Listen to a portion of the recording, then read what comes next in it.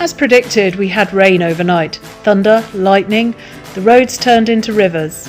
But we had to carry on. Angoulême was our goal. We cycled off into the soggy morning,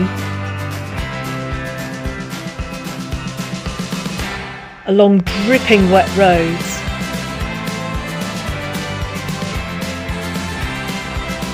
Yet there were blue skies in some places, but this was what was in front of us. Just heavy black clouds. We had one to the front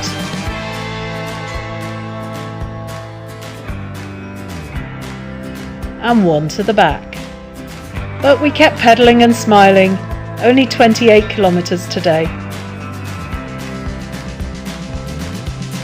It was a beautiful route despite the weather. Through more vineyards, and finally across the Charente River into Angoulême, ready for the rugby tonight. Just under 750 kilometres pedalled, all for the sake of a rugby match tonight. Allez les Noirs!